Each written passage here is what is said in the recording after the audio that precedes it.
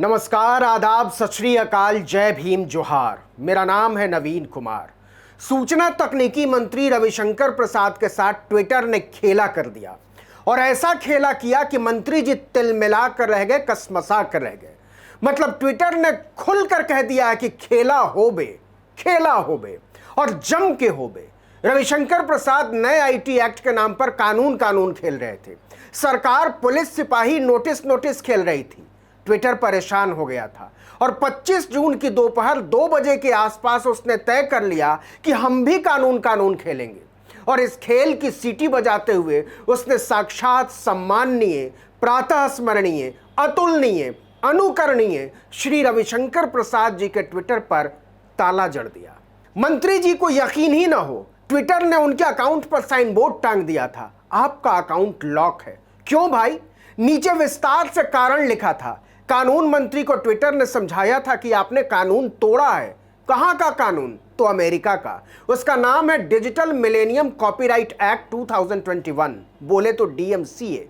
इसके हिसाब से भारत के कानून मंत्री ने ऐसी कोई सामग्री शेयर कर दी थी जिस पर किसी और का कॉपीराइट है और उस आदमी या संस्था ने ट्विटर से इसकी शिकायत कर दी थी। ट्विटर ने कहा हम इसकी जांच करेंगे। नीचे उसने रविशंकर प्रसाद को चेतावनी भी दे डाली कि अगर आपने दोबारा ऐसा किया तो हम आपका अकाउंट सस्पेंड कर देंगे। तो उपाय क्या है?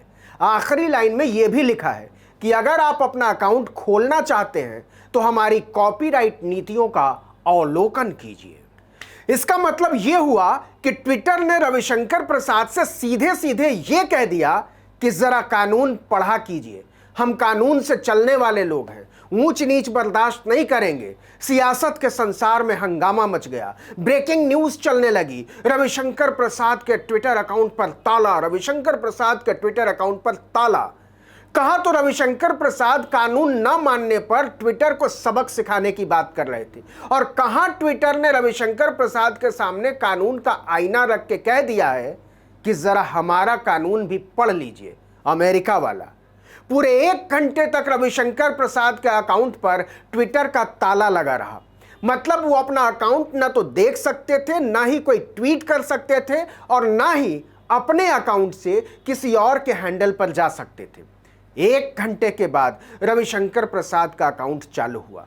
अब यह नहीं पता कि उन्होंने ट्विटर पर कोई फॉर्म भरा या ट्विटर ने खुद ही उनका अकाउंट खोल दिया, लेकिन कानून और आईटी मंत्री ने ट्विटर पर ही लिखकर अपना यह दुखड़ा सुनाया।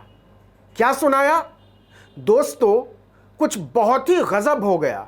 ट्विटर ने अमेरिका के डिजिटल मिलेनियम कॉपीराइट एक्ट के उल्लंघन के आधार पर 1 घंटे तक मुझे मेरे ही अकाउंट तक पहुंच से रोके रखा। बाद में उन्होंने इसकी मंजूरी भी दी, लेकिन मंजूरी ऐसे ही नहीं दी। ताला खोलने के बाद उसने कानून मंत्री को एक बार फिर से कानून का पाठ पढ़ाया और जबरदस्त तरीके से पढ़ाया। सुनिए, अनलॉक करने के बाद उसने क्या लिखा। इसको भी खुद रविशंकर प्रसाद ने शेयर किया है, ट्विटर ने नहीं। यह याद रखिए कि कोई भी अगला नोटिस आपके अकाउंट को फिर से लॉक कर सकता है और आखिरकार सस्पेंड भी हो सकता है। इससे बचने के लिए ऐसी कोई अतिरिक्त सामग्री न पोस्ट करें जो हमारी कॉपीराइट नीतियों का उल्लंघन करती हो। तत्काल ऐसी सामग्री अपने अकाउंट से हटा दें जिसे पोस्ट करने के लिए आप अधिकृत नहीं हैं। रविशंकर प्रसाद को कानून का पाठ पढ़ाया ट्विटर ने। हाय अल्लाह, मतलब ये तो रविशंकर प्रसाद का संबित पात्रा हो गया। जी हां, वहीं से बात बढ़ी थी और इतनी बढ़ गई थी कि एक तरफ भारत सरकार और दूसरी तरफ ट्विटर वाली स्थिति पैदा हो गई। अगर आपको याद हो तो ट्विटर ने 22 मई को प्रधानमंत्री नरेंद्र मोदी को बदनाम करने वाले कथित टूल किट को शेयर करने वाले संबित पात्रा के ट्वीट को मैनिपुलेटेड मीडिया लिख दिया था, मतलब छेड़छाड़ किया हुआ। कांग्रेस ने कहा था कि जिस लेटर हेड के साथ बीजेपी के नेताओं ने उसे जारी किया है वो तो उसका है ही नहीं।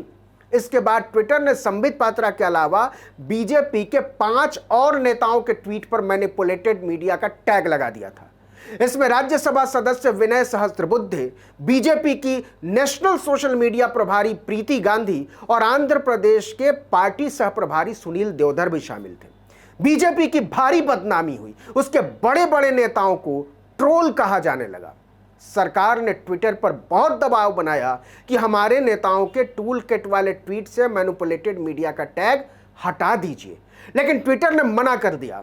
इसके बाद सरकार ने मामले को अलग तरीके से हैंडल करना शुरू किया। दिल्ली पुलिस ने मुकदमा दर्ज किया, लेकिन मजाक देखिए कि कांग्रेस और ट्विटर के फर्जी कहने के बावजूद उसकी हिम्मत नहीं हुई कि वो संबित पात्रा या बीजेपी के दूसरे नेताओं से पूछे कि भाई आपने जो कागज शेयर किया है वो कहां से किया है, लिया कहां से।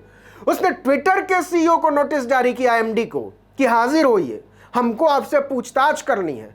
उस नोटिस को ट्विटर ने हवा में उड़ा दिया।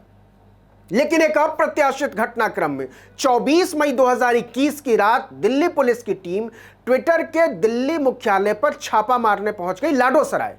लेकिन उस दफ्तर में गार्ड के सिवा कोई नहीं था।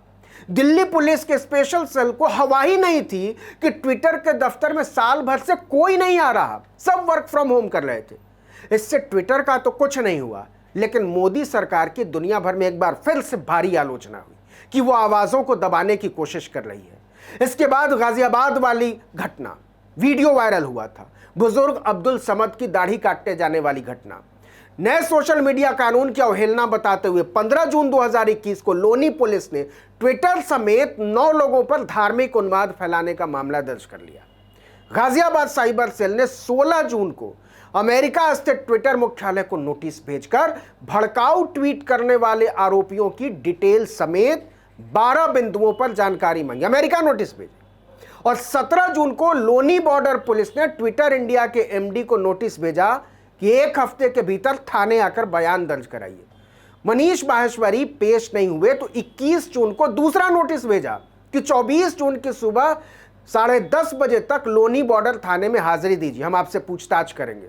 मनीष माहेश्वरी फिर पेश नहीं हुए और 26 जून को ट्विटर ने कानून मंत्री रविशंकर प्रसाद के अकाउंट पर पोस्टर लगा दिया कि आपने कानून का उल्लंघन किया है। लेकिन यह खेल यहां खत्म होने वाला नहीं है, अभी तो खेला शुरू हुआ है, खेला होबे। इस वीडियो में इतना ही, लेकिन अगर आपने आर्टिकल 19 इंडिया को अब तक सब्सक्राइब नहीं किया तो फौरन कर लीजिए। फेसबुक को लाइक कीजिए, अपने दोस्तों, परिचितों, रिश्तेदारों, समूह में व्हाट्सएप, इंस्टाग्राम, फेसबुक पर हमारे वीडियो लिंक्स को शेयर कीजिए, साझा कीजिए। लाइक और सब्सक्राइब करना मत भूलिएगा। नमस्कार।